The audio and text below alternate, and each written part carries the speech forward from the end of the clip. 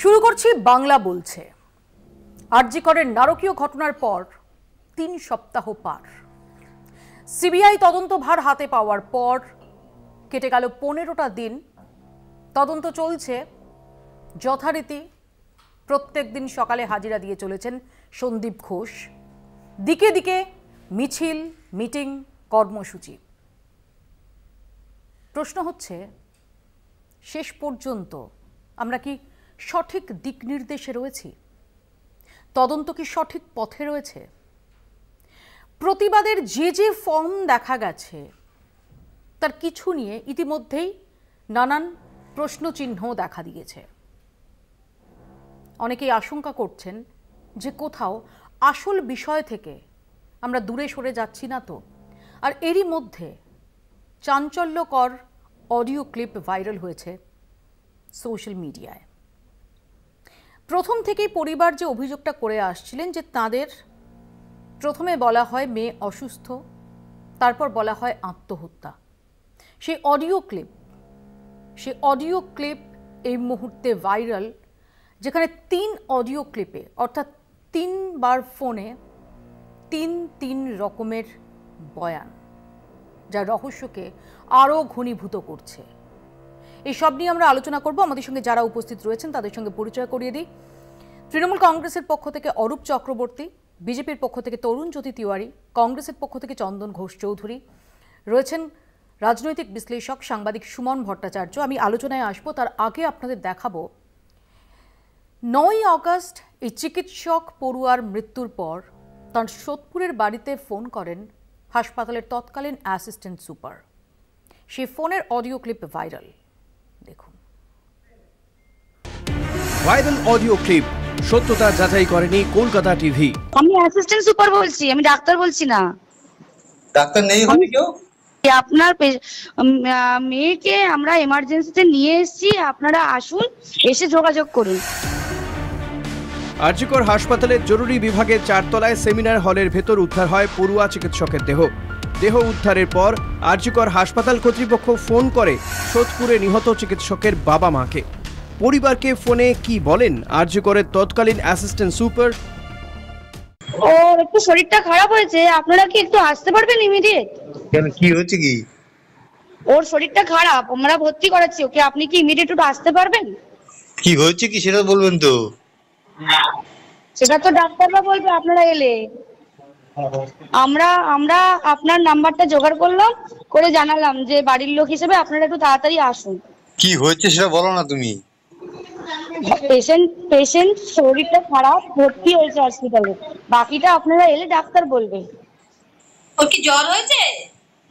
আপনারা একটু আসুন, জলদি চলে আসুন, যত তাড়াতাড়ি পারবেন। কেন, খুব অবস্থা খারাপ? খুব অবস্থা খারাপ, একটু তাড়াতাড়ি চলে আসুন। প্রথমবার পরিবারকে ফোন করে মৃত্যু সংবাদ না জানানোই দায়িত্বশীল প্রশাসকের কাজ, কিন্তু কিছুক্ষণ পরেই কেন আত্মহত্যার খবর দেওয়া হয় পরিবারকে? উনি সুসাইড করেছেন হয়তো, বা কিছু মারা গেছেন। পুলিশ রয়েছে, আমরা হসপিটালে সবার সামনেই রয়েছি, ফোন করছি। এমনকি সহকারী সুপারের কণ্ঠস্বরেও ততটা আন্তরিকতার ছাপ নেই ভাইরাল অডিও ক্লিপে, যা স্পষ্ট। এখানেই প্রশ্ন উঠছে, আরজিকর হাসপাতাল কর্তৃপক্ষ কি ঘটনাকে ধামাচাপা দেওয়ার চেষ্টা করে? অপরাধীকে আড়ালের চেষ্টা করা হয়? তদন্তের 15 দিন, তদন্তভার হাতে নেওয়ার পর 15 দিন পার, এখনো পর্যন্ত সিবিআইয়ের হাতে এসেছে ধৃত সঞ্জয় রায়ের পলিগ্রাফ টেস্ট, সন্দীপ ঘোষের পলিগ্রাফ টেস্ট। সন্দীপ ঘোষের বাড়িতে সিবিআই তল্লাশি, সন্দীপ ঘোষের বিরুদ্ধে আর্থিক দুর্নীতি মামলায় সিবিআই ও ইডি তদন্ত, নির্যাতিতার সহকর্মী 4 চিকিৎসকের পলিগ্রাফ টেস্ট, ধৃত সঞ্জয় রায় ঘনিষ্ঠ পুলিশ কর্মী অনুপ দত্তের পলিগ্রাফ টেস্ট, আরও এক সিভিক ভলেন্টিয়ার সৌরভের পলিগ্রাফ টেস্ট। তদন্তের অন্তর্বর্তীকালীন স্ট্যাটাস রিপোর্ট সুপ্রিম কোর্টে। এদিন ফের সিবিআইয়ের সিজিও কমপ্লেক্সের অফিসে হাজিরা দেন সন্দীপ ঘোষ। আরজিকরে তদন্তে যায় সিবিআইয়ের একটি দল। সন্দীপের বিরুদ্ধে অভিযোগ ওঠে সরকারি অর্থের অপচয়, বায়োমেডিক্যাল বর্জ্য নিজের ইচ্ছেমতো ভেন্ডার দিয়ে চড়া দামে বিক্রি, ল্যাব বসানোর নামে বড় অংশের টাকা আত্মসাৎ, চড়া দামে আরজিকর হাসপাতালে একাধিক মেডিকেল সামগ্রী কিনে অর্থ আত্মসাৎ, অর্থের বিনিময়ে স্বজন পোষণের অভিযোগ। সন্দীপের বিরুদ্ধে আর্থিক দুর্নীতিরও তদন্তে নেমেছে সিবিআই, তদন্ত করছে ইডিও। সেই সূত্রেই আরজিকরে মর্গে এদিন তদন্ত করে সিবিআই দলটি। কথা হয় আরজি করের বর্তমান সুপার সপ্তর্ষি চট্টোপাধ্যায়ের সঙ্গে। পোস্টমর্টমের জন্য যখন কোনো বডি আসে যে কি প্রসেস, কি আমাদের ডকুমেন্টস লাগে এবং পোস্টমর্টমের পর আমরা বডি যখন ডিসপোজ করি কি করে করি, এগুলোই আমাকে মেনলি প্রশ্ন করা হলো। এবং তার সঙ্গে যেটা ওনারা এখন দেখবেন পুরো মর্গের কতটা আমাদের মাপ ঝোঁক, কোনটা কত স্কোয়ার ফিট, কোন কুল চেম্বার কিভাবে ফাংশন করে, সোজা কথায় মর্গের পুরো infrastructure of the morgue and the process of post-mortem examination, এটাই শুধু আমাকে মেন প্রশ্ন। এই পরিস্থিতিতে আরজি কর ঘিরে রাজনৈতিক আঁচে ফুটছে বাংলা। বুধবার স্বরাষ্ট্রমন্ত্রীকে চিঠি লেখেন সুকান্ত মজুমদার। বৃহস্পতিবার রাজ্যপালের কাছে নালিশ জানান। দূর অভিসন্ধি নিয়ে প্ররোচনামূলক কথাবার্তা গতকাল মাননীয় মুখ্যমন্ত্রী বলেছেন এবং হিংসা উস্কে দেবার চেষ্টা করেছেন। এই হিংসা হলে পরে কিন্তু পশ্চিমবঙ্গে একটি গৃহযুদ্ধ বাঁধবে, কারণ উনি ফোঁস করলে আমরা বসে থাকবো, এরকম তো হতে পারে না। মাননীয় মুখ্যমন্ত্রী কাল যথেষ্ট সুন্দরভাবে ব্যাখ্যা করেছেন, তারও অপব্যাখ্যা হয়েছে।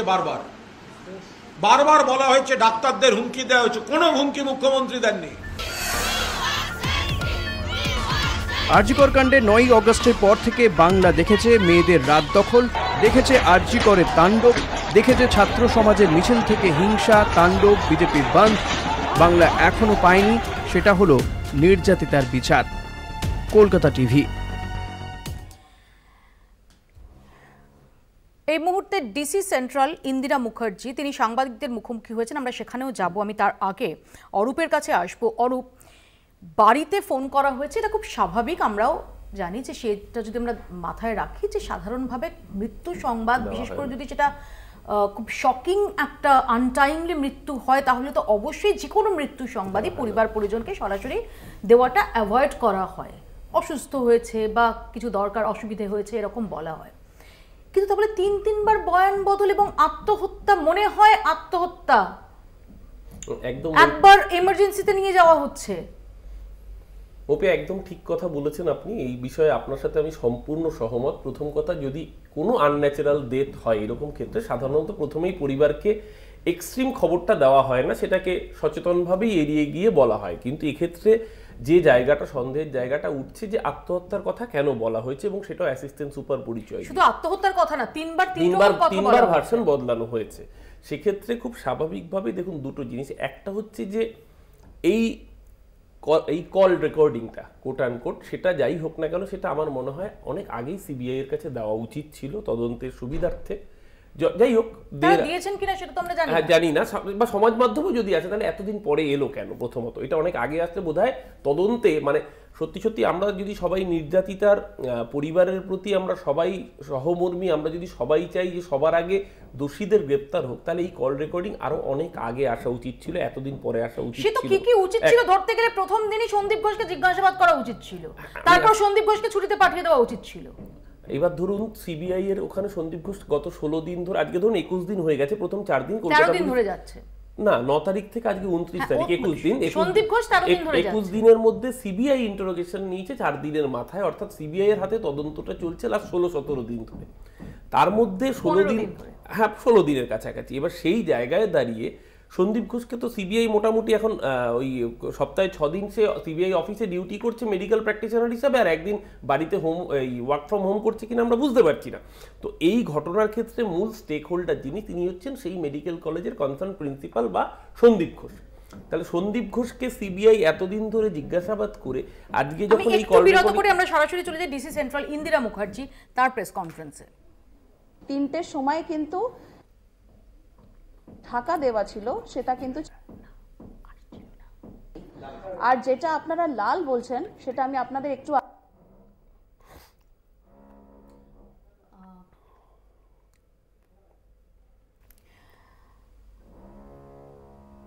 যান্ত্রিক কারণে আমরা সরাসরি নিতে পারছি না ইন্দিরা মুখার্জির প্রেস কনফারেন্স। আমরা আবারও সেখানে যাওয়ার চেষ্টা করব। যে বিভিন্ন কনফিউশন, যে বিভিন্ন থিওরি ঘুরে ফিরে বেড়াচ্ছে, সেগুলো নিয়ে কথা বলছেন ইন্দিরা মুখার্জি। আমি আবারও বলছি, যে কোনো আনন্যাচারাল ডেথ এইরকম হলে পরে পরিবারকে প্রথমেই এক্সট্রিম সংবাদটা দেওয়া হয় না, এটাই কনভেনশন বলবো না, কিন্তু এটা সাধারণত যে কোনো সংস্থার ক্ষেত্রে এটা প্রযোজ্য। সেই জায়গায় দাঁড়িয়ে অসুবিধে ছিল না। অসুবিধাটা হচ্ছে 3বার বয়ানের 3 রকমের বয়ান আসায়। খুব স্বাভাবিকভাবে নির্যাতিতার পরিবার এটা নিয়ে প্রশ্ন তুলেছেন এবং সেই প্রশ্ন তোলা অত্যন্ত সঙ্গত। সেই জায়গায় দাঁড়িয়ে এখানে যে প্রাইমারি স্টেক হোল্ডার যিনি মেইন, তিনি হচ্ছেন সেই কনসার্ন মেডিকেল কলেজের প্রিন্সিপাল সন্দীপ ঘোষ। যিনি এই মুহূর্তে সিবিআই এর কাছে রয়েছেন, তার জেরা চলছে। আমরা জানি না প্রথম দিন 24 ঘন্টায় যদি কলকাতা পুলিশ একজনকে প্রাইম সাসপেক্ট হিসেবে ধরতে পারে, আজকে 15 দিন পেরিয়ে 16 দিন হয়ে গেছে, সিবিআই হাতে তদন্ত রয়েছে, কেন সিবিআই আর ফার্দার কোনো প্রোগ্রেস দেখতে পাচ্ছে না? তরুণের কাছে আমি এই প্রশ্ন নিয়ে আসবো যে তরুণ 15 দিন হলো সিবিআই তদন্তভার হাতে নিয়েছে। সন্দীপ ঘোষ তিনি রোজ যাতায়াত করছেন সিজিও কমপ্লেক্সে, নিট ফলটা কি? ওবেরি নিট ফল তো 5 তারিখ জানা যাবে, সুপ্রিম কোর্টে যখন রিপোর্টটা আসবে। তো আমার কথা শুনতে শুনতে সেই সুকুমার রায়ের বিখ্যাত লাইনগুলো মনে পড়ছিল, এই নেড়া আসামি হবি 4 আনা পয়সা পাবি। কেন বলছি, কালকে Abhishek Bandyopadhyay member of parliament তিনি দাঁড়িয়ে ছাত্র সমাবেশ থেকে তিনি বললেন সন্দীপ ঘোষকে অবিলম্বে অ্যারেস্ট করা উচিত। তা আমার প্রশ্ন আছে যে ভাইপো সোনা চাঁদের কোনা, তুমি এই প্রশ্ন তোমার পিসিকে কেন করলে না? 2023-এ যখন স্পেসিফিক ডকুমেন্টস দিয়ে এই সন্দীপ ঘোষের বিরুদ্ধে কমপ্লেন করাটা হলো, তখন anti corruption branch, state vigilance কোনো স্টেপ নিল না। উল্টে যে লোকটা কমপ্লেন করলো আখতার আলী, তার সার্ভিস ব্রেক হলো, তাকে অন্য জায়গায় পাঠানো হলো। তারপর তিনি গেলেন মাননীয় মুখ্যমন্ত্রী মমতা বন্দ্যোপাধ্যায় মানবিক মুখ, তার বাড়িতে গেলেন, একটা গ্রিভান্স সেল আছে ওখানে, গ্রিভান্স সেলে কমপ্লেন করলেন। তার ফল কি হলো, তাকে তুলে কলকাতা থেকে তুলে পাঠিয়ে হলো মুর্শিদাবাদে। তো ভাইপো সোনাকে প্রশ্ন আছে আমার, প্রশ্নটা এদেরকে না করে আগে পিসিকে করুক। কারণ হয়তো তখন যদি সন্দীপ ঘোষ ধরা পড়তো, তাহলে আজকে এই হয়তো রেপ এবং মার্ডারের ঘটনাটাই ঘটতো না। কালকে আরও শুনলাম ওপিয়াদি, শুনলাম স্ট্রিক্ট অ্যাকশন আনা উচিত, স্ট্রিক্ট ল আনা উচিত। যারা বলছেন কারা বলছেন? Abhishek Bandyopadhyay member of parliament, আইন প্রণেতা। কে বলছেন? মমতা বন্দ্যোপাধ্যায়, আমার রাজ্যের মুখ্যমন্ত্রী। রেপ অ্যান্ড মার্ডারের জন্য পানিশমেন্টটা না hanging till death, rarest of rare offence. তারা যদি আইনটা না জানে, এটা আমার দুর্ভাগ্য যে আমার ট্যাক্সের টাকা এদের মাইনে হয়। এবার কতগুলো প্রশ্ন আছে, তুমি একটা পয়েন্ট বললে আমি একটা পয়েন্ট বলি। কলকাতা হাইকোর্টে না কলকাতা পুলিশের রিপোর্ট ফাইল করে, যেহেতু আমি পিটিশনার মামলাটা, তো একটা কপি আমাকেও সার্ভ করা হয়েছিল। সেখানে সেকেন্ড প্যারাগ্রাফে কলকাতা পুলিশ বলছে অ্যারাউন্ড 10 AM আমরা একটা রিপোর্ট পাই যে সেমিনার হলে একজন মেয়ে আনকনসিয়াসভাবে শুয়ে আছে। এর সাথে আমাকে কম্পেয়ার করতে হবে ইনকোয়েস্ট রিপোর্টটা। ইনকোয়েস্ট রিপোর্টে যে পুলিশ যে ভয়াবহতার কথা লিখেছিল, সেই ভয়াবহতা আর একটা মেয়ে আনকনসিয়াসভাবে পড়ে আছে, ডাক্তারবাবুরা বলছেন একটু আজব ব্যাপার না, মানতে একটু অসুবিধা হচ্ছে না মপিয়াদি? ওই ভয়াবহতা তার মধ্যে পড়ে আছে। আমি দেখো ইনভেস্টিগেশন, আমি ক্রাইম সিন দেখিনি, ইনভেস্টিগেশন আমি পার্ট নয়, কিন্তু ফ্যামিলি যে তার মেয়েকে হারিয়েছে, তার বাবার একটা কথা আজকে খুব কানে লাগলো আমার। সে বলল আমি যখন মেয়েকে দেখেছি তখন মেয়ের ওপর সবুজ চাদর দেওয়া ছিল। তার ভিডিও বা ফটো চলে সোশ্যাল মিডিয়াতে, আসা উচিত ছিল না, আমরা ইনসেন্সিবল বলে এসেছে মানুষ, আমরা ইনসেন্সিবল। সেকেন্ড হচ্ছে ছাত্রছাত্রীরা বললো একটা সবুজ কাপড়। আমি আসবো এই নিয়েই। ডিসি সেন্ট্রাল ইন্দিরা মুখার্জি তিনি প্রেস কনফারেন্স করছে, আমরা সরাসরি তার কাছে চলে যাব।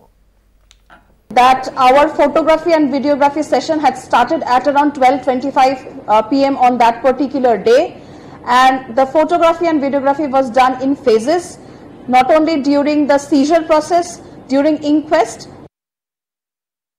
arrived. During this time, whatever records are available with us, I can unequivocally say that the color of the bedsheet or the material to cover the body was blue in color. We have heard that it has been claimed that the color may have been green or some other color, but it is not so. And whatever data was there with us, it has been duly handed over to CBI, and the same records I'm sure are with them. You can get it cross-checked from that agency as well.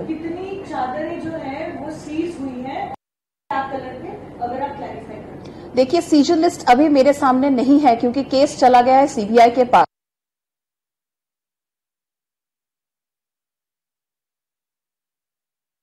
তরুণ, এই audio clip এবং চাদর নিয়ে যে সমস্ত confusion তৈরি হয়েছে তাই নিয়ে প্রেস কনফারেন্স করছেন ডিসি সেন্ট্রাল, এবং তিনি যেটা বলেন যে ব্লু চাদরই ছিল। দেখো পশ্চিমবঙ্গের মানুষ যাকে তাকে বিশ্বাস করছে, আজকাল মাঝে মাঝে মমতা বন্দ্যোপাধ্যায়কেও বিশ্বাস করে নিচ্ছে, কিন্তু ডিসি সেন্ট্রালকে বিশ্বাস করছে না।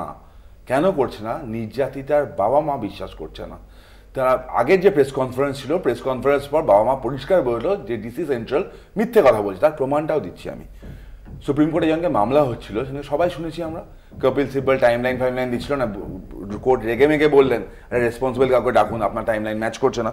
সেখানে দাঁড়িয়ে Tushar Mehta, solicitor general of India, তিনি বলেছেন crime scene has been tampered, তার প্রমাণটা আমরা আবার একই সঙ্গে প্রধান বিচারপতি এটাও বলেছেন যে সোশ্যাল মিডিয়াতে যা কিছু না না না ওটা সেকেন্ডারি অ্যাসপেক্ট। মুভেদি আমি পুরোটা শুনেছি, পাশ থেকে একজন কিছু ডক্টরদের হয়তো অ্যাপিয়ার করছিলেন, তিনি কিছু মন্তব্য করেছেন, বেকার মন্তব্য করেছেন, ফ্যাক্ট তাকে বুঝিয়েছে, সলিসিটর জেনারেলকে বলেনি। আরো একটা ফ্যাক্টর আছে, একটা ভিডিও সার্ফেস হয়েছে, ভিডিও সার্ফেসে আমরা দেখলাম ওইখানে যাদের থাকার কথা ছিল না তারা ছিল 55 ফিটের একটা রুম, পুলিশ বললো 10 ফিট আমরা ঢেকেছি।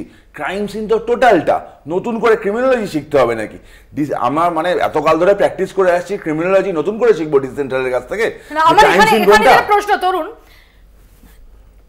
আজকে যখন এই অডিও ক্লিপটা ভাইরাল হয়েছে তাতে তো অন্তত এটা স্পষ্ট হলো, প্রথম থেকে যে অভিযোগ উঠছিল কলকাতা পুলিশের বিরুদ্ধে, যেটা নগরপালও একাধিকবার খণ্ডন করার চেষ্টা করেছেন, যে পুলিশের থেকে এরকম কোনো ফোন করা হয়নি, করা হয়ে থাকলে হাসপাতাল কর্তৃপক্ষের তরফ থেকে। তো তোমার কথা মতো যে কলকাতা পুলিশকে বিশ্বাস করা যাচ্ছে না, সেই কলকাতা পুলিশ যে ঠিক কথা বলেছিল সেটা তো এই ফোন কল থেকে বোঝা যাচ্ছে। না না মোপিয়াদি না, কলকাতা হাইকোর্টের অর্ডারটা তুমি দেখেছো? কলকাতা হাইকোর্টের অর্ডারে পরিষ্কার লেখা আছে, দুর্দান্ত ইনভেস্টিগেশন যে আমাদের স্কটল্যান্ড ইয়ার্ড করছিল, কলকাতা হাইকোর্টের অর্ডারে পরিষ্কার লেখা আছে যে এই পুলিশ 9 তারিখের পর থেকে, মানে ওই ঘটনা দিনের পর থেকে there is no substantial development in this case. Case diary কোর্টে প্রডিউস হয়েছিল, কেস ডায়েরি দেখে কোর্ট অবজার্ভ করলো। কতটা দুঃখজনক ঘটনা বলতো, আমাদের একজন সহনাগরিক, একজন ডাক্তারবাবু মারা গেল, কোর্টে রেকর্ড বলছিল। আমি প্লিজ প্রথমত এই তরুণ যদি একটা কথা বললো যে রেপের আমরা সবাই জানি হ্যাং টিল ডেথ, কিন্তু আরেকটা তথ্য মাঝখানেও চেপে গেল অশ্বত্থামা। গত 10 দিনে মৌপিয়ার 916টা কেস আমাদের দেশে রেজিস্টার্ড হয়েছে রেপ কেস। তার মানে দিনে 90টার বেশি কেস, অর্থাৎ প্রতি 15 মিনিটে একটা করে, মানে একজন করে মহিলা তিনি ধর্ষিত হচ্ছেন। আজকে বলুন মৌপিয়া লাস্ট আপনি 3 মাসে কটা এই ধর্ষণের ক্ষেত্রে কজনকে হ্যাং টিল ডেথ করা হয়েছে? সে আজকে কেন অভিষেক বন্দ্যোপাধ্যায় বা মমতা বন্দ্যোপাধ্যায়কে বলতে হচ্ছে যে প্রয়োজনে অর্ডিন্যান্স এনে এই ধরনের ঘটনার গুরুত্ব বিচার করে এই ধরনের বিলটাকে প্রণয়ন করার কথা কেন বলতে? খুব সুন্দর বলিনি। দ্বিতীয়ত আবার এখানে আবার মিসলিডিং ইনফরমেশন দিল। কপিল সিব্বালের সাথে যখন প্রথমবার কথাটা মেনশন করলো যে টাইম ম্যাচ করছে না, তারপরে বারবার করে ওখানে কোর্ট কেস মিসলিডিং ইনফরমেশন দেওয়া হচ্ছিল।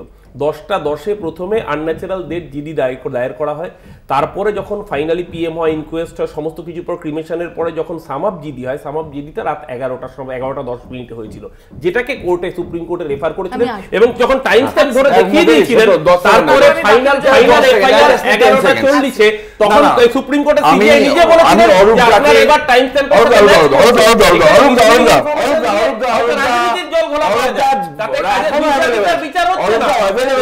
দেখে নাও। দেখো একটা ছোট্ট কথা বলছি, আমি অরূপদাকে অত্যন্ত শ্রদ্ধা করি, কিন্তু প্র্যাকটিক্যাল ফ্যাক্টটা থেকে আমরা ইগনোর করতে পারি না যে 4800টা নারী নির্যাতনের ঘটনা, তার মধ্যে মেজরিটি রেপ কেস মানে পশ্চিমবঙ্গের কোর্টগুলো পেন্ডিং।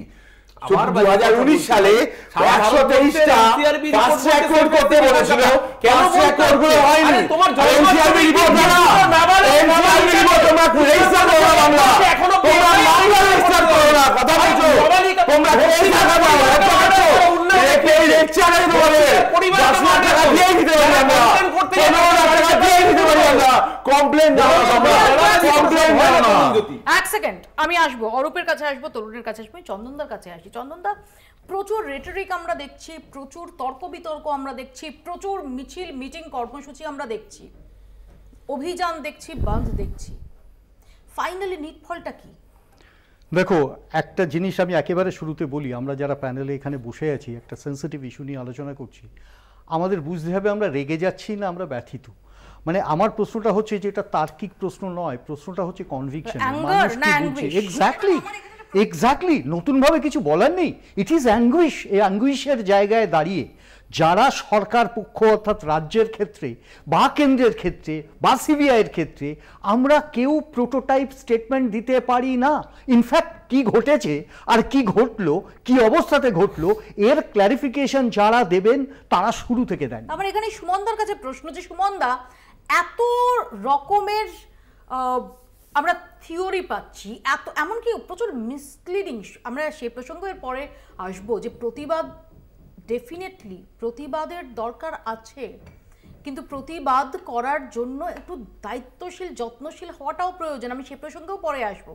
প্রশ্ন হচ্ছে যে হাসপাতাল কর্তৃপক্ষ কি দায়িত্বশীলতা দেখিয়েছিল। আমি কোনো জাজমেন্টে যাওয়া হয়তো উচিত হবে না একটা ভাইরাল অডিওর উপর ভিত্তি করে, তা সত্ত্বেও সাধারণভাবে ঠিকই একটা অ্যাবনর্মাল সিচুয়েশন, সেখানে সবসময় নর্মাল রিয়াকশন হয় না, কিন্তু যখন এই দুঃসংবাদ পরিবারকে দেওয়া হচ্ছে, আমি যদি ধরেও নিই তর্কের খাতিরে যে ঠিক কী বলবেন সেই মুহূর্তে, বাবা মাকে কি করে তাদের মেয়ের মৃত্যু সংবাদ দেবেন সেটা বুঝে পাচ্ছিলেন না, গলাটা তো সাধারণভাবে আরেকটু আমি আবারও ক্ষমা চেয়ে নিচ্ছি এই মহিলার কাছ থেকে যার গলায় শোনা যাচ্ছে, যদি আমার জাজমেন্টে ভুল হয়, ডেফিনেটলি কারো একটা অডিও ক্লিপ থেকে শুনে একটা কনক্লুশনে পৌঁছে যাওয়াটা হয়তো সঙ্গত নয়, কিন্তু জানানোর মধ্যে সেই কম্প্যাশনটা কি ছিল সুমনদা? দেখুন, সেটা আমি জানি না, সত্যিই জানি না, কারণ যেটা অত্যন্ত দুর্ভাগ্যজনক, একটা অত্যন্ত দুর্ভাগ্যজনক ঘটনা নিয়ে আমরা, যেটা চন্দনবাবু বললেন, আমরা রাজনীতি অনেক বেশি করছি, বাকি সব কিছু নিয়ে কম আলোচনা হচ্ছে। একটা পার্ট প্রথমত আমি বলি, যেটা আমি যেখান থেকে মনে করি, সেটা হচ্ছে যে যা ঘটেছিল তার তদন্ত হতে হবে, যিনি দোষী বা যারা দোষী তাদের শাস্তি পেতে হবে। যদি আরজিকর কর্তৃপক্ষের, সেই সময় যারা কর্তৃপক্ষ ছিলেন, যদি কেউ দোষী হন, সিবিআই তদন্ত করে দেখবে, অডিও ক্লিপ দেখবে, দেখে শাস্তি দেবে। কিন্তু যেটা সমস্যা, যেটা আপনি আরেকটা পার্ট বললেন, সেটা নিয়ে অনেক বেশি টেনশন আছে। যেমন এক্ষুনি কেউ বললেন যে সিজিআই, মাননীয় চিফ জাস্টিস অফ ইন্ডিয়া, ওই মামলা যখন 22শে আগস্ট শোনেন, তখন তিনি বলেছেন যে ওই রুম অল্টার হয়েছে। এই নিয়ে প্রচুর টুইট, প্রচুর স্টোরি হয়েছে, কিন্তু আমরা এবং অল্ট নিউজ, যাকে গোটা ভারতবর্ষ বিশ্বাস করে, তারা ফ্যাক্ট চেক করে দেখিয়ে দিয়েছে 22শে আগস্ট 11:45 থেকে যে হিয়ারিং হয়েছে, সেখানে কোথাও সিজিআই এ কথাটা বলেনি। বার অ্যান্ড বেঞ্চ, লাইভ ল, প্রত্যেকটার একদম থরো চেক করলে এটা বোঝা যাবে। আবার বলছি, এই যে ভুল তথ্যগুলো বাজারে ভাসিয়ে দেওয়া, যে চিফ জাস্টিস বলেছেন ওই রুম অল্টার হয়েছে, চিফ জাস্টিস তরুণ জ্যোতি, আপনি যখন কথা বলছিলেন তখন আমি বলিনি, ধরিয়ে দিলাম জাস্ট। আপনি যখন বলছিলেন আপনারা ভুল তথ্য দিচ্ছেন, নামে মিথ্যে কথা বলে তো হবে না, ধরিয়ে দিলাম। আপনারা ভুল তথ্য দিচ্ছেন, আপনারা বিভিন্ন অ্যাডভোকেট সিজিআই জেনারেল তুষার মেহতা বলেছেন, তুষার মেহতা সিবিআই এর লয়ার ছিলেন, তুষার মেহতা সিবিআই এর লয়ার ছিলেন। আপনি দরকার হলে আপনি লাইভ ল এবং বারণ বেঞ্চকে চেক করুন। আপনারা দুটো মিথ্যে কথা কনস্ট্যান্ট বলে যাচ্ছেন, এফআইআর নিয়ে কোনো কথা হয়নি। যখন কপিল সিবাল বলেন, পুরো ডায়রি দেখিয়ে দেন, তখন মাননীয় বিচারপতি গার্দিওয়ালা একটা শব্দ বলেননি। আপনারা যেটা সত্যি না সেইটা নিয়ে রাজনীতি করছেন। আপনারা বলুন দোষীদের শাস্তি চান, কিন্তু যেটা চিফ জাস্টিস অফ ইন্ডিয়া বলেননি বা 3 বিচারপতির বেঞ্চ আলোচনা করেনি, সেটা বাইরে বেরিয়ে সেন্সেশনালাইজ করবেন না। আমি আসবো এই প্রসঙ্গে আলোচনায়। ছোট্ট একটা বিরতির টাইম হয়েছে, বিরতির পর ফিরছি। দেখতে থাকুন বাংলা বলছে। ফিরে এলাম বিরতির পর, আপনারা দেখছেন বাংলা বলছি। ইতিমধ্যে শুভজিৎ সরকার আমাদের সঙ্গে এসে যোগ দিয়েছেন সিপিআইএম এর পক্ষ থেকে। শুভজিৎ, নানান রকম থিওরি আমরা দেখছি, নানান রকম থিওরি প্রত্যেক দিন কিছু না কিছু সোশ্যাল মিডিয়ায় ভাইরাল হচ্ছে। অডিও ক্লিপ ভাইরাল হয়েছে যেখানে শোনা যাচ্ছে যে অ্যাসিস্ট্যান্ট সুপার তিনি 3বার 3 রকম বয়ান দিচ্ছেন। একবার বলছেন যে অসুস্থ, একবার বলছেন মেয়েকে এমার্জেন্সিতে নিয়ে যাওয়া হচ্ছে, একবার বলছেন আত্মহত্যা হতে পারে, আত্মহত্যা করেছে। এই ক্লিপটা যদি সত্য হয়ে থাকে, আমি তো এখনো বলতে পারবো না সত্য কি এটা মিথ্যা বা এটা কতটা সত্য।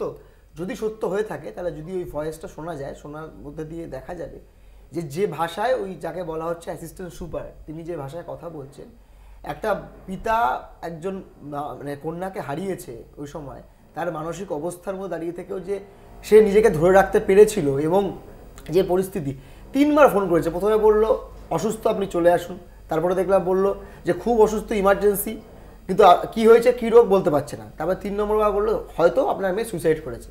এবার এই ধরনের অনেক কিছু অডিও ক্লিপ, অনেক ধরনের ছবি, অনেক কিছুই আমরা দেখতে পাচ্ছি। কিন্তু প্রথম থেকে যে অভিযোগটা কলকাতা পুলিশের বিরুদ্ধে করছিলে, কলকাতা পুলিশ থেকে যে ফোনটা যায়নি সেটা তো স্পষ্ট হলো। না, আমি আবারও বলছি যে কলকাতা পুলিশ না সুপার না হাসপাতাল, এই এত ধোঁয়াশার মধ্যে থেকে বোধহয় আমরা কেউ থাকতে চাইছি না। আমাদের এখানে সকলের তো একটাই দাবি যে আমরা জাস্টিস চাই, আমরা চাই যে যারা নাকি এই ধরনের ঘৃণ্য ঘটনা ঘটিয়েছে তারা যাতে শাস্তি পায়। এবং এই ঘটনাকে কেন্দ্র করে আমাদের সামনে তো অনেক কিছু উঠে এসছে, যে একটা হাসপাতাল চত্বরের মধ্যে কি কি ধরনের কার্যকলাপ চলে, এমনকি ইডি বোধহয় ডেকেছে এই আলাদা করে, মানে মানি লন্ডারিং এর কেসে, অন্য কেসের জন্য যে টাকা ফান্ড সাইফন হয়েছে। তো একটা নির্দিষ্ট ঘটনা আজকে আমাদের মধ্যে অনেক কিছু খুলে দিল। আমার মনে হয় হয়তো যদি এই জিনিসগুলো অন্যভাবে আসতো, এই ঘটনাটা না ঘটে যদি আসতো, আলো ভালো হতে হতে আমার মনে হয় সকলেই এই ডিমান্ডটা থাকা উচিত ছিল বা হবে। আমার এখানে খুব স্পষ্ট কথা, দেখো আমরা চাই সিবিআই যাতে ইনভেস্টিগেট করে সত্যিকারের ঘটনা উদ্ঘাটন করতে পারে, কারণ সিবিআই অফিসে সিবিআই এর অফিসে একটু শোনাই যে সকালবেলা রাত্রিবেলা চলে আসবে। সিবিআই এর এই দীর্ঘ তদন্তে কিছুটা হতাশ নির্যাতিতার মা বাবাও, যদিও তারা সিবিআই আস্থা রাখছেন, কিন্তু স্বাভাবিকভাবেই কিঞ্চিত হতাশ। কি বলছেন তারা? শুরু এটা তো আমরা একটু হতাশ হয়ে পড়ছি, আবার মনের জোরও রাখতে হচ্ছে, আশাও রাখতে হচ্ছে। আমরা তো ভালো এজেন্সি চেয়েছিলাম হাইকোর্টের কাছে, হাইকোর্ট সিবিআইকে ভালো এজেন্সি মনে করেই বিচার ব্যবস্থাটা ওদের কাছে দিয়েছে। কালকে আমাদের মুখ্যমন্ত্রী প্রশাসনিক প্রধান উনি বলেছেন আমরা কেসটাকে জলে ফেলে দিয়েছি। উনি যদি ভেবে থাকেন তাহলে তাই হয়েছে, কিন্তু আমরা সবসময় চেষ্টা করছি কিছু একটা বিচার পাই, এবং কোটি কোটি লোক দেশের বিদেশের তারাও চেষ্টা করছে যে যাদের ন্যায় বিচার হয়। আমরা যারা যারা এই আন্দোলন করছে সবসময় তাদের পাশে আছি, যে কোনো রকম সহযোগিতা তাদের যদি আমাদের পক্ষ থেকে সম্ভব হয় আমরা অবশ্যই করবো। তারা আমাদের সঙ্গে সহযোগিতা করছে। সিবিআই একই কথা বলে যাচ্ছে, আমাদের যা ক্ষমতা আছে আমরা সর্বশক্তি দিয়ে চেষ্টা করছি। এই প্রশ্নটা আমাদেরও একটা আছে, কেন কিছু ব্যাপার হয়তো সিবিআই আরও কঠোর কোনো প্রমাণ জোগাড় করার চেষ্টা করছে, সেই জন্যই কিছু হয়তো গ্রেফতার করছে। আমাদের তো ডিপার্টমেন্টের উপর পুরো সন্দেহ প্রথম থেকেই, কারণ পরবর্তীকালে যে সমস্ত ভিডিও ক্লিপ দেখেছি তাহলে তো এখন পুরোপুরি ডিপার্টমেন্টের উপরেই আমরা দায়ী করি। ডিপার্টমেন্টে তো প্রথম থেকে দায়ী করে আসছি। চন্দনদা, ডিপার্টমেন্টের ওপর তাদের সন্দেহ, এবং সেই সন্দেহ খুব স্বাভাবিকভাবেই আরও ঘনীভূত হয়, আরও জোরালো হয় যখন এই ধরনের অডিও ক্লিপ ভাইরাল হয়। খুব স্বাভাবিক। আমি তোমাকে দেখো একটা জিনিস পরিষ্কার, সেটা হলো যে ঘটনাটা ঘটেছে এবং 4 দিন পরে সিবিআই, তুমি এখানে দুটো প্যারামিটারে বিচার করতে পারো, যেটা প্রথম 4 দিন কলকাতা পুলিশ এবং মাননীয় মুখ্যমন্ত্রী যে ধরনের স্টেটমেন্ট করেছেন এবং সেখান থেকে ব্যাকআউট করেছেন, ক্ল্যারিফিকেশন করেছেন, ডিক্ল্যারিফাই করেছেন, অর্থাৎ সম্পূর্ণ উল্টা পুরাণ একটা অধ্যায় চলেছিল প্রথম 4 দিন। তারপরে উনি চেয়েছিলেন আরেকটু সময়, কিন্তু হাইকোর্টের নির্দেশে সেই সময় সিবিআই চলে আসে, পরে তো সুপ্রিম কোর্ট সুমোটো করে। কিন্তু আমি তোমাকে একটা জিনিস পরিষ্কার বুঝতে পারছি, সেটা হচ্ছে যে অরূপ, আমরা যাকে টিঞ্জ এফেক্ট বলি, অরূপ 4000 কেসের বা তরুণ একটা নির্দিষ্ট কেসেসের নাম্বার বলছে, সারা দেশে কি কি ঘটে চলে। কিন্তু আমাকে যেটা বুঝতে হবে সেটা হচ্ছে শিওর এফেক্টটা কি। আমরা হাজার হাজার মানুষ, এত মিছিল, এত প্রতিবাদ, এত কণ্ঠস্বর কেন এই ঘটনাটিকে ঘিরে? তার অন্য অন্য ডাইমেনশন আছে। সেই ডাইমেনশনের মধ্যে চলে আসছে, দেখো কখন হতাশটা কোথায় হচ্ছে। প্রথম পিন পয়েন্ট হওয়ার দরকার হচ্ছে এর রেজলিউশনটা কি, সিবিআই তদন্তের অগ্রগতি এই ক্ষেত্রে কি। আমরা দেখছি একটা ম্যারাথন জেরা চলছে, তার আলটিমেট ফ্যাগেনটা কি এগুলো আমরা কেউ জানি না। কিন্তু ওরাও মানে তার বাবা মারাও যে হতাশ, তার প্রধান কারণটা হচ্ছে যে এটাকে ডাইলিউট করে, দেখো একদম ডাইভার্স ডাইমেনশনস তৈরি হচ্ছে, অনেক আয়তন তৈরি হচ্ছে, এক একটা ক্ল্যারিফিকেশন হচ্ছে, এবং তার কোথাও বায়ো ওয়েস্ট থেকে আরম্ভ করে তার ইলিগাল এগুলো চলে আসছে। আমি সেই কারণেই বলছি, তোমাকে এখানেই বলে শেষ করি, সেই কারণেই বলছি মানুষ কিন্তু হাজার হাজার মানুষ এই মুহূর্তে রাস্তায় দাঁড়িয়ে আছে, আর্তনাদ করছে শুধু ওই ঘটনাটা। আমার এখানে তরুণের কাছে প্রশ্ন, যে তরুণ ডেফিনেটলি সন্দীপ ঘোষের বিরুদ্ধে রীতিমতো ঘুঘুর বাসা বানানোর এবং দুর্নীতি চক্র চালানোর যে অভিযোগ উঠছে, সেই অভিযোগের তদন্ত সিবিআই করা দরকার, ইডি করা দরকার, যে পদ্ধতি শুরুও হয়েছে। কিন্তু ফাইনালি এত মানুষ পথে নামছেন কিন্তু বায়োমেডিক্যাল ওয়েস্ট নিয়ে নয়, এত মানুষ পথে নামছেন যে ওয়ার্ক প্লেসে, হাসপাতালে অন ডিউটি চিকিৎসক, তাকে এরকম পরিণতি ফেস করতে হলো, তাতে যে বা যারা দোষী তাদের যাতে সঠিকভাবে শাস্তি দেওয়া হয়, কঠোরতম শাস্তি দেওয়া হয়, তার জন্য সেখানে আমরা কোথায় এগোচ্ছি? মোপিয়াদি, আমার রাজনৈতিক পরিচয় ছাড়াও বড় পরিচয়টা আমি মনে করি না, আইনজীবীও ছাড়ো, আমি একটা মেয়ের বাবা, আমার একটা কন্যা সন্তান আছে। তো এই ওভারঅল ইস্যুগুলো, একজন মেয়ে মারা গেছে, তার বাবা মার কষ্টটা মানে আমাদের কেউ হয়তো বুঝতে পারছি, বলছি, কিন্তু কেউ ফিল করতে পারছি না। প্র্যাকটিক্যাল কে ফিল করতে পারছে না ঠিক সমবয়সী একটি মেয়ে আমার একদম ওভারঅল ইস্যু এটা দেখো ফার্স্ট আমাদের primary concern what actually happened এবং আসল দোষী তাদের শাস্তি, এটা আমাদের প্রথম দাবি।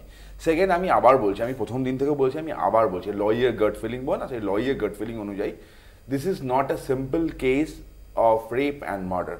না হলে যে সন্দীপ ঘোষ যার বিরুদ্ধে এত অভিযোগ, সেদিনকে ওখানে দাঁড়িয়ে অভিযোগ হলো, তাকে 4 ঘন্টার মধ্যে রিঅ্যাপয়েন্টমেন্ট দিত না, কেন দেওয়া হলো? কেন তাকে প্রোটেকশন করা হচ্ছে? আমি বারবার বলছি, দেখো অদ্ভুত জিনিস, এই যে সিভিক পুলিশ যাকে ধরা পড়েছে, আমি কেন এই ইন্দিরা ম্যাডামকে বিশ্বাস করছি না, একটা কথা বলছি, দেখা পাওয়া গেল এই সিভিক পুলিশ যে বাইকটা চড়তো সেটা কমিশনার পুলিশের নামে রেজিস্টার্ড। কলকাতা পুলিশ ক্লারিফিকেশন দিল খুব ভালো, বললো সব কলকাতা পুলিশের যাবতীয় গাড়ি কমিশনার পুলিশের নামে রেজিস্টার্ড থাকে। প্রশ্ন অন্য জায়গায়, সিভিকরা গাড়ি পায় কি? সিভিকরা বাইক পায় না তো, তাহলে কেন স্পেশাল প্রিভিলেজ? সিভিকরা যা ল অ্যান্ড অর্ডার ডিউটি থাকতে পারে না, তারা বেড়াকা কেন থাকবে? তো ওভারঅল অনেক কটা প্রশ্ন আছে। আর আমি বলছি, আমি তাকিয়ে আছি 5 তারিখের দিকে। 5 তারিখ কি রিপোর্ট কোর্টে পেশ হয়, আমি সেটার দিকে তাকিয়ে আছি, কারণ আমিও চাই সঠিক তদন্ত হোক, সঠিক বিচার হোক। আমি আসবো। কিছুক্ষণ আগে ডিসি সেন্ট্রাল ইন্দিরা মুখার্জি তিনি সাংবাদিকদের মুখোমুখি হয়েছিলেন, যেটা আপনাদের দেখিয়েছিলাম কিছুটা। আমি আবারও সেখানে যাব, কারণ যে সমস্ত বিষয় নিয়ে অনেক প্রশ্ন দানা বেঁধেছে, সেটা অডিও ক্লিপ হোক বা সেটা চাদর বদলানোর তত্ত্ব, তাই নিয়ে কি বলছেন তিনি শোনাবো।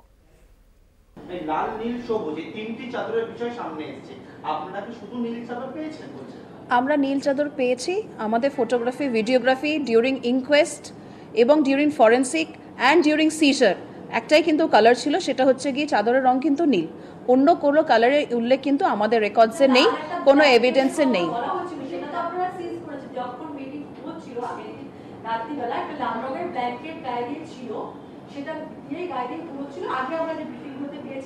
পরবর্তী সময় যখন বডিটা পাওয়া যায়, সেটা হাফ নেকেড অবস্থায় যেহেতু ছিল, তখন একটা ব্লু কালারের চাদর দিয়ে দেওয়া হয়েছিল as per earlier statement of police. তো ওই লাল রঙের ব্ল্যাঙ্কেটটা তো আপনারা সিজ করেছেন। দেখুন, আমি একটু বলে দিই, কি কি সিজ হয়েছে সেটা নিয়ে তো আজকে আমরা কোনো ডিসকাশনে বসছি না। বিতর্কটা আজকে যেটা, আমি লাল নীল সবুজ এটা নিয়ে বলছি না, কিন্তু সবুজ আর যে নীল এই দুটোর মধ্যে আজকে মূলত আমরা দেখেছি টিভিতে বলা হয়েছে, আমি ওটাই আপনাদের ক্ল্যারিফাই করে দিলাম। আমাদের রেকর্ডে কিন্তু চাদরের রং নীল আছে, ওটা ফটোগ্রাফি ভিডিওগ্রাফি একদম করা আছে, ওটাই আমরা সিবিআইকে দিয়েছি। লাল চাদর ছিল না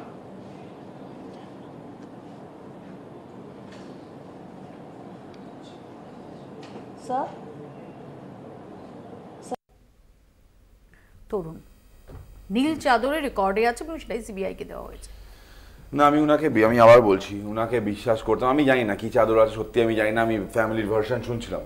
আমি উনাকে বিশ্বাস করে নিতাম যদি উনি একের পর এক মিথ্যে কথা বলে নিজের জায়গাটাকে খেলো না করে দিতেন। আমি ওনাকে সত্যিই বিশ্বাস করতে চাইছিলাম। আমি চাইছিলাম কলকাতা পুলিশকে আমি বিশ্বাস করি, যদি না কলকাতা পুলিশের ওই বিখ্যাত রিপোর্ট যেটা কলকাতা হাইকোর্টে ফাইল হয়েছিল সে আমি দেখতাম। হোমিওপ্যাথি রিপোর্টটা যেহেতু ফাইল হয়েছিল, এখনো পর্যন্ত কোর্টে সাবমিট হয়নি, আমাদের সাপ্লাই হয়েছে, পুরোটা পড়তে পারছি না, আমি বলতে পারছি না।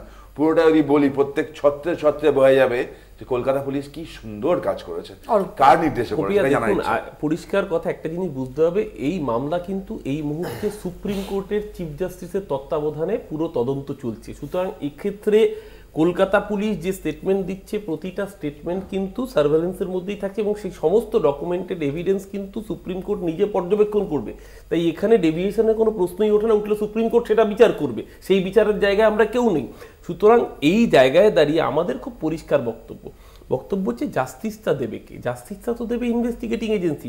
আজকে যে কথা চন্দনবাবু বলছেন, আমি চন্দনবাবুর সাথে এই বিষয়ে অন্তত 100% সহমত যে মানুষ কিন্তু আস্তে আস্তে কোথাও ধৈর্য হারাচ্ছেন, মানুষ ফ্রাস্ট্রেটেড হচ্ছেন, কারণ যেই এজেন্সি জাস্টিস দরকার কথা আজকে যতই যাই বলুন, কলকাতা পুলিশ যখন 24 ঘন্টার মধ্যে একজন প্রাইম অ্যাকিউজ এবং কিসের বেসিসে ভিডিও এভিডেন্সের ভিত্তিতে, যে সায়েন্টিফিক এভিডেন্সকে আপনি ইগনোর করতে পারেন না, যে সিসিটিভি ক্যামেরার ফুটেজে দেখা যাচ্ছে নির্দিষ্ট টাইমে উনি ঢুকছেন এবং তার প্রায় 50 মিনিট পর সেখান থেকে বেরোচ্ছেন, করিডোরের এন্ট্রি এবং এক্সিটের ফুটেজ, সেটার ভিত্তিতে এবং সারাউন্ডিং এভিডেন্সের ভিত্তিতে যখন একজনকে 24 ঘন্টার মধ্যে গ্রেপ্তার হয়, আমরা বারবার দেখছি যে সে তো ক্রাইম অকারেন্সের জায়গায় ছিল, সেই অকুস্থলে ছিল, তাহলে কেন যদি সে অপরাধী হয়েও থাকে বা নাও হয়ে থাকে তাকে বাঁচানোর জন্য একটা দলের এত উৎসাহ?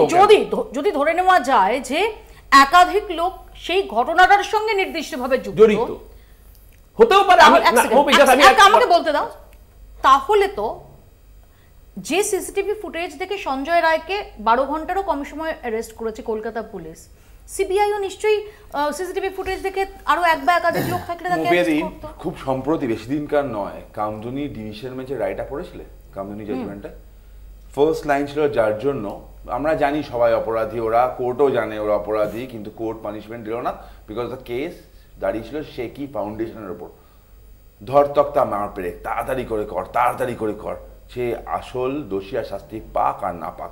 This is the track record of Kolkata police and West Bengal police. CID DIG তৎকালীন এই বিনীত গোয়েল ওই মামলাতেই ছিল। আমার দাদা এটা কথা বলছেন, সেটাকে লয়ের ভাষায় আমরা বলি circumstantial evidence, secondary evidence. Only on the basis of sole secondary evidence ultimate end of the day কি হবে আমরা জানি। আমরা আবার সেই শেকি ফাউন্ডেশনেই ফিরছি। আমি আবার বলছি, পুরো বিষয়টা 4টে দিন কলকাতা পুলিশের মৌনী বাবা হয়ে থাকার কারণ আমি বুঝতে পারিনি সেই রাত দখলের রাতে ওইখানে অতজন কি করে ঢুকে গেল, কিভাবে ভাঙচুর হলো বুঝতে পারিনি। 7,000 অনেক নাম্বার বলা হয়েছে না, কোর্টে বলা হয়েছে 200-300 জন ঢুকেছিল, 200-300 জনকে কন্ট্রোল করতে পারতো না কলকাতা পুলিশ, এটা জানতে হবে। তরুণ দুজনের কাছেই আসবো, তার আগে একটু দেখাই যে এই যে ধারাবাহিক আন্দোলন চলছে এতগুলো দিন অতিক্রান্ত, কখনো রাত দখল, কখনো ধর্ণা, কখনো নবান্ন অভিযান, তো কখনো বন্ধ। রাজপথ থেকে সমাজ মাধ্যম, আরজি করের বিচার চেয়ে উত্তাল রাজ্য। কিন্তু সেই সংবেদন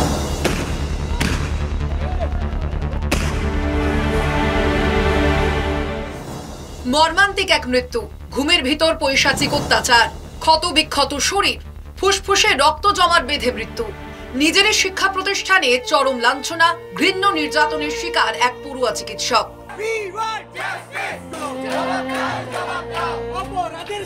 যে ঘটনার বিচার চেয়ে ক্ষোভে ফুঁসছে বাংলা। বিচার চাইছেন আপনি, আমি, প্রত্যেক সাধারণ মানুষ। কিন্তু বিচার চাইতে গিয়ে, প্রতিবাদ জানাতে গিয়ে নাগরিক হিসেবে কতটা দায়িত্বশীল আমরা? তথ্য শেয়ারের ক্ষেত্রে কি আমরা যথেষ্ট সংবেদনশীল, নাকি প্রতিবাদের ভাষায় মিশে গিয়েছে মিথ্যা আর মন করা কাহিনী? যেতে হবে না, একটা অডিও ক্লিপ শুনুন। কালীঘাট চলো, কালীঘাটে গিয়ে ভাঙচুর করি, মমতা ব্যানার্জি এমনি সাইড হয়ে যাবে। ভাইরাল যে অডিওয়ে মুখ্যমন্ত্রীর বাড়ি ভাঙচুরের কথা শোনা যাচ্ছে। যেতে হবে না, একটা কাজ করো, সবাই মিলে কালীঘাট চলো, কালীঘাটে গিয়ে ভাঙচুর করি, মমতা ব্যানার্জি এমনি সাইড হয়ে যাবে, ও নিজেই পদত্যাগ করে নেবে। মনে তো এত ভয়, যখন এতই ভয়, যখন কালীঘাট পুলিশ দিয়ে তো কতক্ষণ আটকে রাখবে? 1 ঘন্টা 2 ঘন্টা, আর কত পুলিশ আসবে? হার্ডলি 20 থেকে 30টা। আর আমাদের ছেলে কত আছে, অনেক ছেলে আছে, চাপ নেই, চলে এসো, ঘুরে এসো, ওখান থেকে ঘুরে কালীঘাট ঢোকো, আমরাও ঢুকছি। নির্যাতিতার বিচার চাইতে গিয়ে কেন মুখ্যমন্ত্রীর বাড়ি ভাঙচুরের ষড়যন্ত্র? কেন প্রথম দিন থেকে নির্যাতিতার নাম, পরিচয় সবকিছু প্রকাশ্যে? কেন একাধিক ভুয়ো এবং কাল্পনিক তথ্য?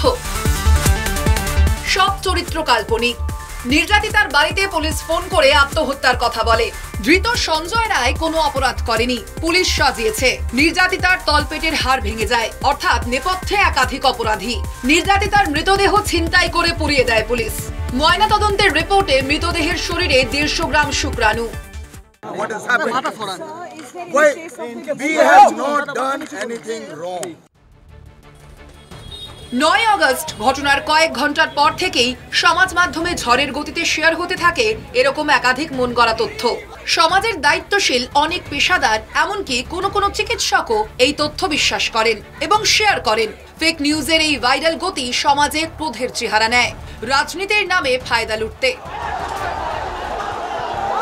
দেবাশিস চক্রবর্তী, কলকাতা পুলিশের সাইবার সেলের অফিসার, নবান্ন অভিযানের দিন অন ডিউটি ছিলেন হেস্টিংসে। পুলিশের গাড়ি ভাঙচুর, আগুন, তাণ্ডবের বেলাগাম হিংসাত্মক আক্রমণের শিকার হন দেবাশিস। প্রতিবাদের নামে হিংসার ইট উড়ে এসে দেবাশিসের চোখে লাগে। এক মুহূর্তে সব অন্ধকার। তো যে ল অ্যান্ড অর্ডার সিচুয়েশনে ওখানে একটা ক্রাউড মেন্টালিটি তৈরি হয়ে যায়, যেটাতে ওরা ক্রাউডের যে মেন্টালিটি হয় ওই হিসাবে কাজ করে। অ্যান্ড অনেকবার আমরা দেখেছি ওটা শুধু এটাই দেখে কি কীভাবে আমরা পুলিশকে কিছু অ্যাটাক করতে পারি বা কোনো ঘটনা বা কোনো ইনসিডেন্ট বানাতে পারি। অ্যান্ড আমাদের পুলিশ অফিসাররা তাও মানে কোনো রিয়াকশন দেয় না, বিকজ আমরা রিয়াকশন দিতে গেলে আমরা ইন পজিশন অফ অথরিটি আছি, আমরা মানে যদি কোনো বাজে অ্যাকশন করি ওটা খুব বাজে হবে। কোন অপরাধের শাস্তি পেলেন দেবাশিস চক্রবর্তী? দৃষ্টি হারাতে বসেছেন তিনি। দেবাশিসের পাশে আজ গোটা পুলিশ পরিবার। পুলিশের শীর্ষ অফিসার থেকে নিচু তলার কর্মী প্রত্যেকেই একজোট সমাজ মাধ্যমে। কিন্তু তার বিচার কে দেবে? কোন সমাজ? 2015 ব্যাচের অফিসার দেবাশিস চক্রবর্তী। সার্ভিস লাইফে তার বেশি দিন হয়নি, তার আগেই বাঁদিকের চোখের দৃষ্টি খোয়াতে বসেছেন তিনি। তার ভুল একটাই যে তিনি এই নবান্ন অভিযান, যেটা কিনা কোড আনকোড শান্তিপূর্ণ এবং অরাজনৈতিক একটি অভিযান, সেখানে তিনি ডিউটি করছিলেন। আমরা চাই খুব দ্রুত তিনি তার দৃষ্টিশক্তি ফিরে পান।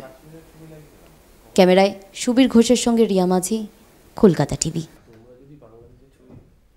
প্রশ্ন হচ্ছে এটাই যে প্রতিবাদের নামে প্রতিবাদ থাকছে না কখনো কখনো সমস্ত মাত্রা ছাড়িয়ে সেটা নৈরাজ্যে পরিণত হচ্ছে। ওয়ার্ক প্লেসে সুরক্ষা, এই আরজিকর যেটাকে আরো বেশি করে চোখে আঙুল দিয়ে দেখিয়ে দিয়েছে। ওয়ার্ক প্লেসে সুরক্ষার অধিকার তো সবার রয়েছে, নারী পুরুষ নির্বিশেষে, কে কোন পেশা তার নির্বিশেষে। দেবাশিস চক্রবর্তীরও কি ওয়ার্ক প্লেসে সুরক্ষার অধিকার নেই? ঠিক কোন বিচার চাইতে গেলে পুলিশের ওপর এরকমভাবে হিংস্র উন্মত্ত ভঙ্গিমায় ইট বৃষ্টি করা যায় যাতে একজন তরুণ অফিসার তার দৃষ্টিশক্তি হারাতে চলেছেন? মানবাধিকার কর্মীরা যারা কথায় কথায় পুলিশের বিরুদ্ধে নানান অভিযোগে শান দেন, এই দেবাশিস চক্রবর্তীকে কি তাদের মানুষ বলে মনে হয় না? মানব কুলের অঙ্গ বলে মনে হয় না এই পুলিশ কর্মীকে? মানবাধিকার শব্দটা কি তার জন্য প্রযোজ্য নয়?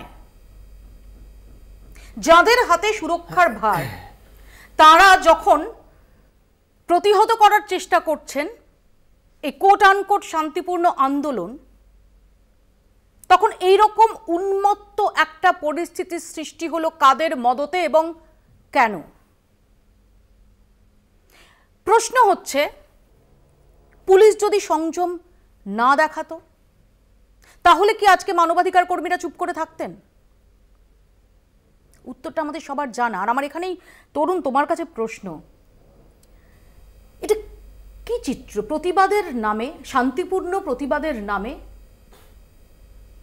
যে ছবি আমরা দেখেছি, সাঁতরাগাছিতে দেখেছি, যে ছবি আমরা হেস্টিংসে দেখেছি, তাকে কিভাবে জাস্টিফাই করা যাবে? এবং পুলিশ সূত্রে যেটা দাবি করা হচ্ছে যে অর্জুন সিং এর লোকজন তাদের আনা হয়েছিল।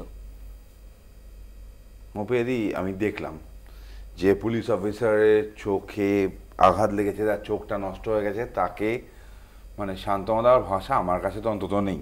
তো প্রশ্ন আছে, পুলিশের ওপর একটা মানুষের ক্ষোভ জন্মাচ্ছে, কেন জন্মাচ্ছে বলতো? প্রশ্ন আছে, কতগুলো প্রশ্ন হচ্ছে যে যাদের দায়িত্ব হচ্ছে আমাদের সুরক্ষা দেওয়ার, যারা আমাদের সুরক্ষা দেন, যাদের ট্রাফিক কন্ট্রোল করার দায়িত্ব, তারা রাতেবেলা ট্রাফিক সিগন্যালে হাত পাতা বন্ধ করুক ফার্স্ট। সেকেন্ড, 13 মাসের বেতনটা কি মৌপিয়াদি? আমার জানার খুব ইচ্ছা আছে, তোমার দর্শকরা একটু খোঁজ নিয়ে দেখুক। ডাকবাবু কনসেপ্টটা কি? এই ডাকবাবুরা কেন থাকে? ডাকবাবুরা কি করে? কোনো থানায় যাও রাতের বেলা, একজন থানার এসআই ভগবান থেকে কম নয়। যে এরকমভাবে হয়, একটা মহিলা যখন তার এগেন্সে কোনো মানে নির্যাতন হয়, যখন থানায় যায়, বেশ কিছু এভিডেন্স আছে আমরা দেখেছি কোর্টে, তখন যে তাকে যে প্রশ্নগুলো করা হয় কোনো মহিলা অফিসার করতে পারে, তার উত্তর দেবে কে? এই যে পুলিশ অফিসার দেবাশিস চক্রবর্তী অত্যন্ত বাজে ঘটনা গেল, সেইটা নিয়ে কোনো ন্যূনতম দুঃখ প্রকাশ তো কথা না, তার জাস্টিফিকেশন দিলেন উল্টে ঘুরিয়ে। যেটা বললেন সেটা হচ্ছে জাস্টিফিকেশন ঘুরিয়ে। এই যে রিঙ্কু সিনহা দেখাচ্ছেন, ইনি মহেশতলার বিজেপি নেত্রী, এই ঢিল ছুটছে বারবার করে ভিডিওতে দেখা যাচ্ছে, ইনি মহেশতলার বিজেপি নেত্রী। উনি ছাত্র সমাজের কিরকম প্রতিনিধি হন আমার জানতে ইচ্ছা করে। যে অর্জুন সিং এর কথা বললেন, অর্জুন সিং এবং কৌস্তব বাগচি মিছিল করছেন মুখে রুমাল বেঁধে, কেন? ছাত্র সমাজের প্রতিনিধি যখন। আমার এখানেই প্রশ্ন যে কোথাও কোথাও রাজনৈতিক চাপানুতোর এবং এবং এক সেকেন্ড আমায় শেষ করতে দাও, এর বীজ তো আরো গভীরে লুকিয়ে রয়েছে। আমি যদি বলি যে হরিমোহন ঘোষ কলেজের যে ঘটনা, তাপস চৌধুরী এবং তাপস চৌধুরীকে অ্যারেস্ট করানোর জন্য বদ্ধপরিকর হয়ে তৎকালীন নগরপাল যখন লোকাল থানায় বসে, সেই সময় তিনি বদলি হয়ে গেলেন, সিআইডির হাতে চলে গেলেন। মৌপিয়া, তাহলে তো ডিসি পোর্ট বিনোদ মেহতা কিভাবে মারা গেছিলেন, বামফ্রন্টের কোন মন্ত্রী তাতে মদত দিয়েছিলেন, সেগুলো আসতে পারে। আমি সেই করতে যাচ্ছি না, আমাকে শেষ করতে দিন প্লিজ, শেষ করতে দিন। মুশকিলটা হচ্ছে কি, আমরা তো জাস্টিস চাইছি, তদন্তটা আজকে যেই জায়গায় দাঁড়িয়ে রয়েছে যে সিবিআই এখানে দুটো মামলার কথা চলে আসছে। একটা হচ্ছে যে নির্যাতিতা মেয়েটি, অনুব্রত মণ্ডল যখন বলেন যে পুলিশকে বোমা মারবো, তখন কোর্টে তার সহকর্মীরা পুলিশের অর্থাৎ পুলিশ, আর যখন তিলজলা থানার আইসি ছিলেন গঙ্গাধর ভট্টাচার্য, যিনি বিজন সেতুর ওই আনন্দ মার্কেটের খুনের মামলা করছিলেন, তাকে যখন থানার মধ্যে ঢুকে গুলি করা হয় তখন না একটা ভুলকে জাস্টিফাই করে না ঠিক করে না, কিন্তু দুটোকেই ভুল বলতে হয়। আজকে কোন নাগরিক যদি কোনো সমস্যায় পড়েন, তিনি সুরক্ষার জন্য এক সেকেন্ড পুলিশের কাছে যাবে। কাজে যে কোনো রাজনৈতিক দলের উচিত পুলিশকে ফ্রিলি কাজ করতে দেওয়া এবং এমন কিছু না করা যাতে পুলিশের মরাল নষ্ট হয়। এটা শাসক বিরোধী সব পক্ষে মনে রাখা। প্রথমত যে ঘটনা ঘটেছে আপনি দেখান, একটা ঘটেছে সেদিনকে, যতক্ষণ না পর্যন্ত তারা ব্যারিকেড ভেঙে ঢুকেছে পুলিশ এমনকি কাঁদানে গেছে হকি স্টিক দিয়ে কেন মারছিল। আমি খুব সংক্ষেপে আমার বলার সময় বলিনি, এক সেকেন্ড আমার সময় সংক্ষিপ্ত, আমি খুব সংক্ষেপে চন্দনদার কাছে। না দেখো, একটা পরিষ্কার ঘটনা যে এটা ভীষণ সেনসিটিভ ঘটনা, এখানে কোনো কিন্তু নেই এবং এটা নিন্দনীয় যেখানে এই ধরনের ইট বৃষ্টি হয়েছে এবং এই পুলিশ অফিসার তার চোখ হারালেন। আমি বারবার একটা কথা বলবো,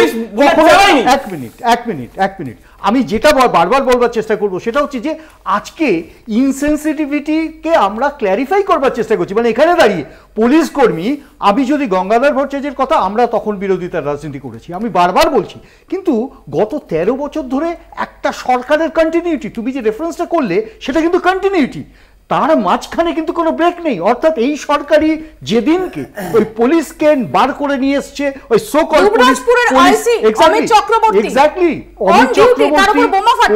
পুলিশ টেবিলের তলায়, আই মিন ক্রিমিনালদের ছাড়িয়ে নিয়ে যাওয়া হচ্ছে, তাপস চৌধুরীর মৃত্যু, এই পুরো ঘটনাটা তো 1 2 3 criminalisation of politics, it is dynamism, criminalisation of politics, এটাকে প্রত্যেকটা দলের রাখা উচিত, এই ডাইনামিজমটাই তো এখানে দলের রাখা উচিত। আমি শুভজিতের কাছে আসবো খুব সংক্ষেপে। শুভজিৎ, এই যে এই ঘটনাটা যে দেখাচ্ছো, এই ঘটনাটা অত্যন্ত নিন্দনীয় ঘটনা, যেমন ঠিক একই কায়দায় তো 90-এর দশকে যখন মমতা বন্দ্যোপাধ্যায় রাইটাস অভিযান করতো, পুলিশের চামাটানি হতো, ছেঁড়াছেড়ি হতো, এটাও নিন্দাজনক। এবং আমার মতে এই যে ক্রিমিনালাইজেশনের কথা বলছো না, আসলে 90-এর দশকে 21শে জুলাই হয়েছিল, 93-এর 21শে জুলাই, হেস্টিংসে কিন্তু হয়নি। আমি বলছি যে সমস্ত ঘটনা, যে কোনো মৃত্যু, যে কোনো মানুষের আঘাত লাগাকেই তো আমার মনে হয় ধিক্কার জানানো উচিত, সে আমাদের দলের হোক, তৃণমূলের হোক, বিজেপির হোক, বা পুলিশের হোক, বা কোনো অন্য কারোর হোক। আমার মনে হয় রাজনীতিতে যে সংবেদনশীলের কথা তুমি বলছো না, প্রতিবাদের ভাষা কেমন হওয়া উচিত, আমরা অনেক ক্ষেত্রে এক্ষেত্রে আমরা যারা রাজনীতি করি, আমরা যখন কোনো শান্তিপূর্ণ আন্দোলন করতে যাই, তখন এক্ষেত্রে যারা তথাকথিত রাজনীতির সঙ্গে নেই, তারাও একটা এমন আভাস তুলে দেয় যে আচ্ছা মমতা বন্দ্যোপাধ্যায় বিরোধী নেত্রী থাকাকালীন এমন করতো, তোমরা এমন করছো না কেন, সেটাও কিন্তু একটা নিদর্শন বলে আমার মনে হয় ভাবা উচিত। কারণ অনেক ক্ষেত্রে অনেক পিসফুল প্রোটেস্টকে যে পিসফুল না হয়, সেটা যদি আরো ভায়োলেন্ট কেন হচ্ছে না, এই প্রশ্ন কিন্তু একটা আমি বুঝতে পারলাম না তোমাদের এই যে, তার মানে আরজি করে ডিওএফ এর যে মিছিল ছিল সেখানে বলা হয়েছিল যে যদি বিরোধী, সেটাই বললাম যে আমরা মনে করি যে এই মমতা বন্দ্যোপাধ্যায়ের অনুপ্রেরণায় তোমরা চলো, তোমাকে তো সেই কথাটাই বললাম যে আমরা মনে করি যে কোনো আন্দোলন যদি নন ভায়োলেন্ট আন্দোলন হয়, সেই নন ভায়োলেন্ট আন্দোলনের ক্ষেত্রে একটা অংশের মানুষ, আমি একটু সুমনদার কাছে আসবো, খুব সংক্ষেপে এই আন্দোলনটা হচ্ছে না, এটা কি আন্দোলন? প্রতিবাদের ভাষা কি? পুলিশকে চুরি পড়া উচিত? প্রতিবাদের ভাষা কি? কোন নেতার মেয়ে তার ধর্ষণ হলে রেট কত? প্রতিবাদের ভাষা কি? যে বাড়িতে মেয়ে নেই, মা নেই, বোন নেই, আরে অভিষেক ব্যানার্জি শিশু কন্যাকে 10 কোটি টাকা ছেড়ে দিয়ে রয়েছে। আমি প্লিজ একজন শিশু কন্যার নাম আমি ইচ্ছে করে মেনশন করিনি, আমি সচেতনভাবে মেনশন করিনি। অরূপ, তোমার বোঝা উচিত। মৌপিয়া, আমরা আসলে সবাই সিলেক্টিভ। কাশ্মীরে যদি কেউ পুলিশের উপর ঢিল ছোড়ে তাহলে সে দেশদ্রোহী, পশ্চিমবাংলায় যদি ঢিল ছোড়ে তাহলে সে দেশপ্রেমী। বাট দ্য ওভারঅল তাতে যে সমস্যাটা হচ্ছে, সেই সমস্যাটায় অবশ্য তৃণমূল বা সরকারের লাভ হচ্ছে। সেটা হচ্ছে প্রথমে যেটা ছিল সিভিল মুভমেন্ট, যেটা তৃণমূলের জন্য সত্যি অস্বস্তিকর ছিল, সেই যে মুহূর্তে বিজেপি সেই মুভমেন্টটাকে হাইজ্যাক করলো এবং সেই মুভমেন্টটায় ভ্যান্ডালিজম এলো, তখন কংগ্রেস আর সিপিএম এর পক্ষে এটা বলা সম্ভব না যা যা হয়েছে ঠিক হয়েছে, ঠিক আছে। তাহলে রাহুল গান্ধী এমনিতেই চন্দনদাদেরকে কতটা দেখেন জানি না, আর দেখবেনই না। So that is a different point. যেটা সমস্যা হয়ে গেছে, যে সমস্যাটা তৃণমূলের জন্য ভালো হয়েছে, যে সিভিল যে মুভমেন্টটা ছিল, যেটা রিক্লেম দ্য নাইট ছিল, সেটা যে বিজেপি পুরোটা গ্র্যাব করবার চেষ্টা করলো, যেটা ভোটের পার্সেন্টেজও বিজেপির কাছে 38% ভোট আছে। আমার একটা প্রশ্ন আছে সুমনদা, আজকে তো আমরা দেখলাম যে দেশ বাঁচাও মঞ্চ তারা আজকে যে কথা বললেন, ডেফিনেটলি কিছু কিছু জায়গায় আমরাও যেটা নিয়ে আলোচনা করছি, প্রতিবাদ নৈরাজ্যের রূপ নিচ্ছে কিনা। প্রশ্ন হচ্ছে সিঙ্গুরে যে সময় দাঁড়িয়ে কারখানা হচ্ছিল সেই সময় আজকে এই সাংবাদিক সম্মেলনে এমন অনেকে ছিলেন, তারা সেদিন যে কাজটা করেছিলেন সেই কাজটা কতটা প্রতিবাদ ছিল, সেই প্রতিবাদের ভাষা কি ছিল তা নিয়েও প্রশ্নের অবকাশ রয়েছে। কয়েকটা ইনসিডেন্টের কথা বলছি আমি, কয়েকটা ঘটনার কথা বলছি। দেখুন, কয়েকটা ইনসিডেন্ট আর সামগ্রিকভাবে সিঙ্গুর আন্দোলনকে যদি আপনি সার্বিক সিঙ্গুর আন্দোলন তো আমি বলছি না, তাহলে আপনাকে সার্বিক সিঙ্গুর আন্দোলন বলছি না, কিন্তু সিঙ্গুর আন্দোলনের কিছু কিছু ঘটনা কিন্তু তাহলে আপনাকে মাথায় রাখতে হবে যে আজকে আপনি গতকালের যে পুলিশের ফুটেজ দেখাচ্ছিলেন, পুলিশের ফুটেজ কিন্তু শুরু হয়েছিল, শুভজিৎরা তখন হয়তো এসএফআইতে আসেনি, যেদিনকে প্রথম পুলিশ বাড়িতে ঢুকে ঢুকে আন্দোলনরত কৃষকদের পিটিয়েছিল। বাট আমি আবার বলছি যে আমি ওই পুরনো স্মৃতি আসতে চাই না। যেটা ক্ষতি হলো সেটা এই ভ্যান্ডালিজম আসলে যে প্রতিবাদের যে আন্দোলনটা ছিল, যেটা সেটাকে দুর্বল করে দিয়ে চলে গেল। প্রতিবাদটা যেন সঠিক পথে থাকে, আমাদের ভুলে গেলে চলবে না যে আমরা অত্যন্ত নারকীয় ঘটনার পুনরাবৃত্তি যাতে না হয় তার জন্য সবাই, সব স্তরের মানুষ প্রতিবাদের সুরটাকে চড়াচ্ছি। এখানে কোনো রাজনীতি নয়, নৈরাজ্যও নয়, তাহলে কিন্তু আসল যে লক্ষ্য সেই লক্ষ্যটা অতলে তলিয়ে যাবে। আপাতত এখানেই শেষ করছি, দেখতে থাকুন কলকাতা টিভি।